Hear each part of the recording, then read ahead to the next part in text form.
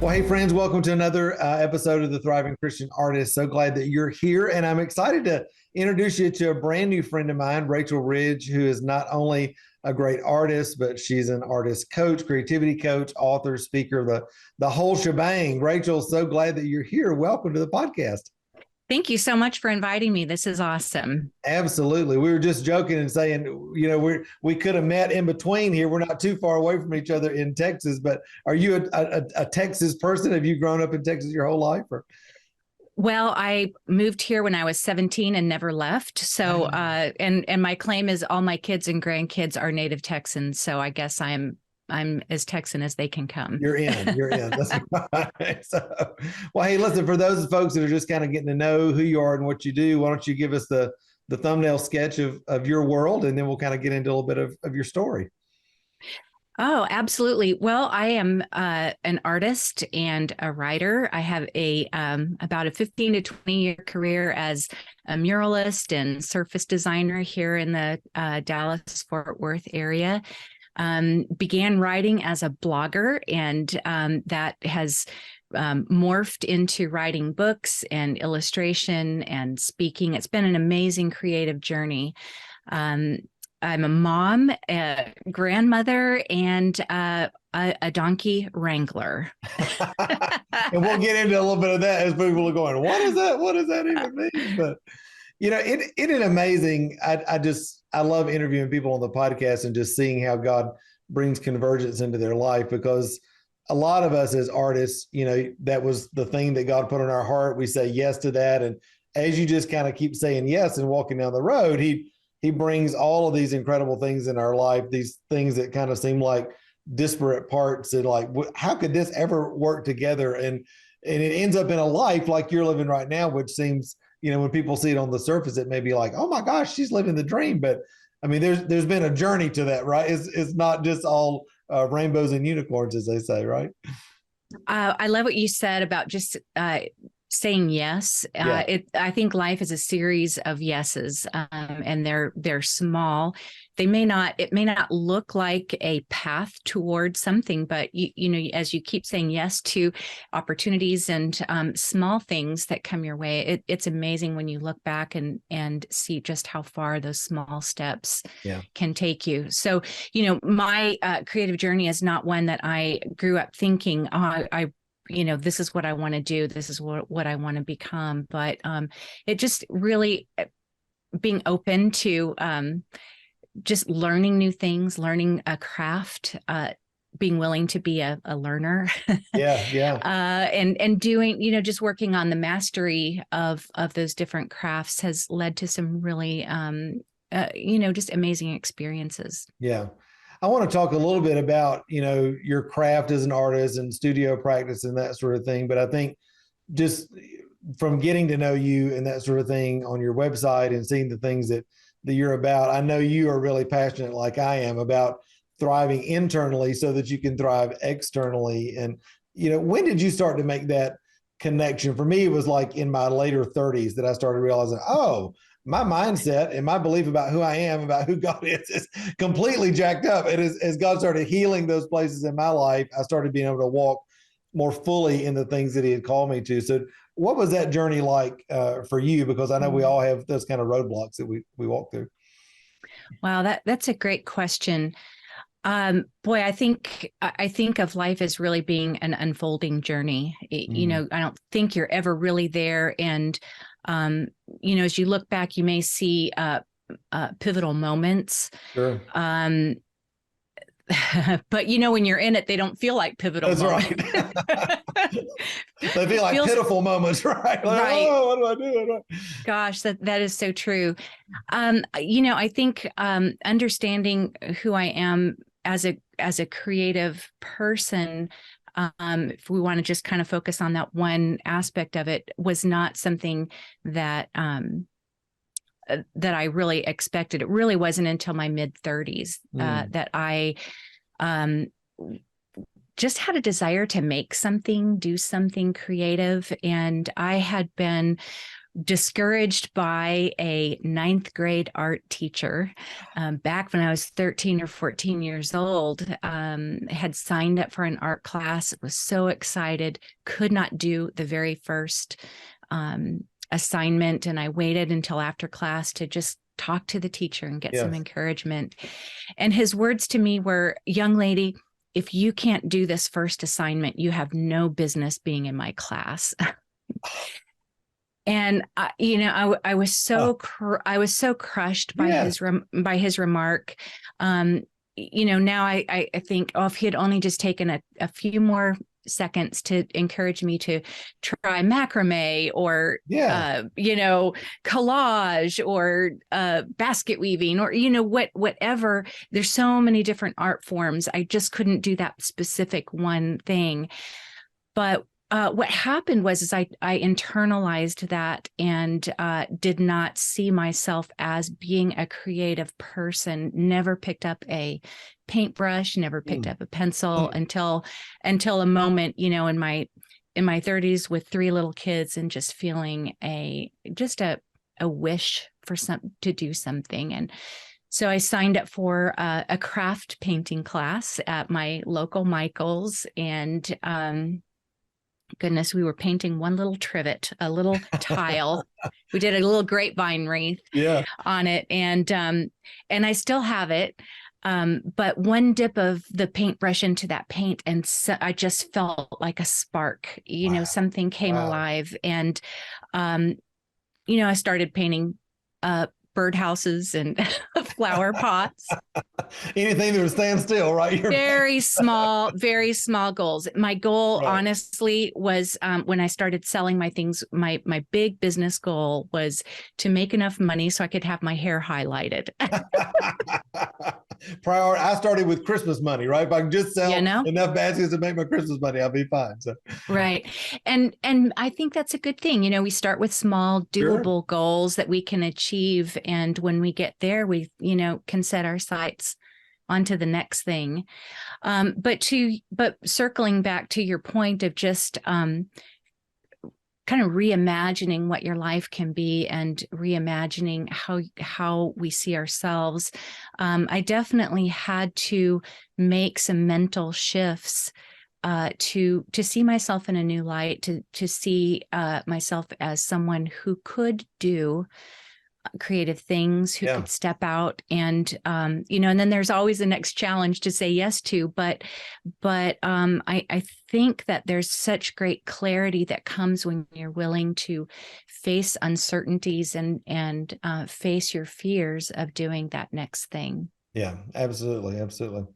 I can just remember on my own journey, and in mentoring so many artists, I see them going through this process of taking those next steps. And I think one of probably the biggest accelerator I see in artists is when they start stepping into developing that regular time in the studio, that studio practice. I made my baskets for 13, 14 years as a hobbyist, like in the garage, in the shed, and whatever. But when I moved to Asheville years ago, back in late 2009, and started showing up in the studio 5, 6, 8, 10 hours a day and making on a regular basis, it was amazing to me, the acceleration, that started to happen in my journey. And I think a lot of times artists can be sitting there going, I wish God would bless my art. I wish this would happen. I wish that would happen. I'm like, so much of it is just showing up in the studio. So talk about that, because I know you're really passionate about developing that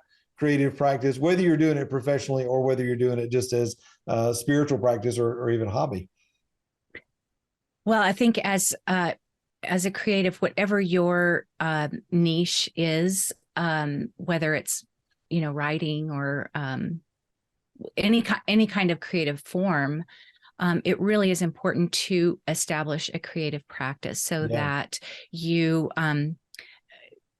have time to experiment without pressure, other than the commitment of taking the time. And maybe it is just a daily 5 or 10 minutes that you focus on an aspect of your work. But this is what really I believe separates you from simply being a hobbyist to maybe taking it to that next level and discovering. So I think when we're doing things for just kind of for our own benefit, we don't push ourselves, we don't experiment as much. Having a deadline or having a gift show or having having Christmas, or you're making a gift for a birthday present. It's amazing how having a deadline to your work accelerates, as you said, your artistry, your imagination. But having a daily practice, I think, can be just simple things like journaling or having a small notebook, or incorporating a daily walk, or maybe even a daily meditation into your creative practice. So it's not just your art form, but it's really giving yourself permission to bring your best self to your work. And so for me, my daily my creative practice looks like doing morning pages, handwriting, just kind of a brain dump, getting out for a regular walk. Sometimes it's, doing art on Canva, or, something creative in that way, but just incorporating good practices into our lives to help that spark.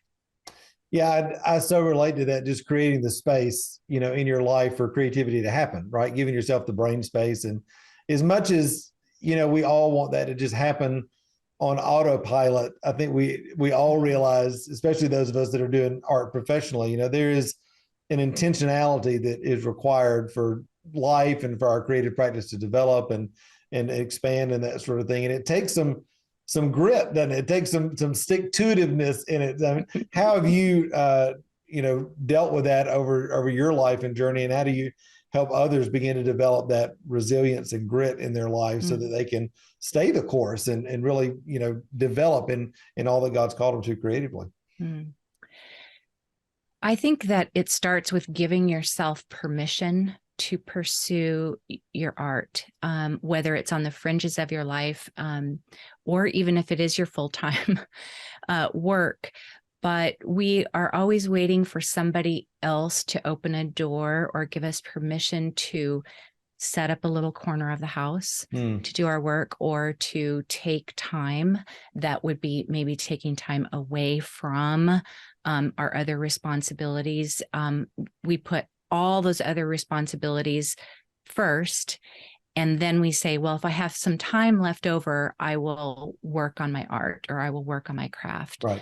And so having a mental shift to say, I give myself permission to make this a priority, to spend time developing this craft and working on it and giving it importance, and then telling people, this is important to me. Yeah. This is my half hour to do my thing, or this is my 2 hours on a Saturday to spend on my craft. Put a do not disturb sign on the door, or or whatever you need to do. But I think giving yourself the permission is really the very first step to making that an important part of your life. And then from that comes the resilience and the grit to continue after it. Yeah, and I think for me too, the realization that, hey, if this gift was important enough for God to put inside of me, it's important enough for me to be cultivating, intentionally in my life, and to be able to connect my creative gifting with my spiritual journey with the Lord is I think really life-giving for so many of us, because it's like, this is not just a little extra thing that I'm doing, that this is how I've been created to not only engage with God, but also engage with others and release His light in life. And that's a beautiful thing, I think, when all that begins to come together. You have this other, creativity is a big part of who you are. But I think, again, as you said yes to the Lord, He is expanding your borders and all the things that you've are doing right now. You got a new book coming out this year. Talk to us about the donkey principle and how all of that came to be. I was so, in fact, guys, definitely you'll get the the link in the podcast notes and on YouTube. There's a great little video on there about the donkey story and all that. But bring us into that and talk about what's on your heart right now with that. Well, The Donkey Principle is a book that's coming out April 4th. And gosh, the whole thing is just such an amazing story. But many years ago, at a really low point of my art career, a stray donkey arrived literally on my driveway. Only in Texas, right? Only in Texas. And to make a long story short, an overnight stay became a permanent member of our family. Wow. This stray donkey, we named him Flash, and he had just so many adventures, and he became like my own personal object lesson out there in the pasture, how I began to see myself reflected in this, stubborn, stray, but sweet donkey. And I was blogging at the time. I began to kind of share some of those funny donkey stories. And I began to realize that I had enough stories to maybe write a book. And so I wrote a book about Flash the donkey, and and it's done really well. It's just gone far and wide, and been optioned as a movie, and has led to so many things. And what I have found is that there's something about the metaphor of a donkey that I related to, just feeling like a shabby, shaggy donkey in a world that celebrates racehorses. The flashy, the shiny, the winners, the ones in the winner's circles, the ones that seem to have success by the tail. And and I show up and I look at my own journey, and it feels like this meandering, stumbling path forward. But I was really reminded that that we're not built for life on a racetrack. We're built to take our lives off road onto the difficult treks. We are made for hard work and for service. We're really made for a gold mine, right? So instead of competing for that elusive gold medal, that temporary success, what we have within us is an absolute gold mine, a wealth that we can bring to the world. But it doesn't happen overnight. It's not something that you win. It's something that you have to dig for. You have to be willing to go deep, time after time, into that gold mine. And half the time we're bringing up rocks and rubble. But there's a vein of gold that's in there, and that's what that donkey metaphor is all about, and what I wrote about in the Donkey Principle. And so it's an encouragement to embrace the strengths, the unique strengths that you have, rather than comparing yourself to the Instagram influencers or the people who have their art and their creativity and their gifts, and they're out there, and then we look at what we have and feel so lacking in comparison. And really the message is like, no, you're not made to be that flashy, shiny person. You're made to be you. And to be able to pace yourself for the long haul, to be able to serve people with the gifts that you have been given, to just dig into that gold that's been put within you and bring that to the world. And that's where the true wealth, that meaningful success, is found. Yeah, that's so good. So good. Listen, I wish we could talk for days and days, because I know we would have great conversation, but our time is coming to an end, and I wanted to give everybody the opportunity to connect with you, find out all the great things that you're doing. Grab the book when it comes out. I'm sure you could probably pre-order it or whatever. And so where's the best place that folks can connect with you online? My website is rachelannridge.com. And from there you can find all the books and links to everything else. So yeah, I'd love to connect with you. Awesome. Awesome. Well, Rachel, thank you so much for taking time. It's been a joy to get to know you a little more and hear all the great things that you're about in your world. So thanks for being with me today.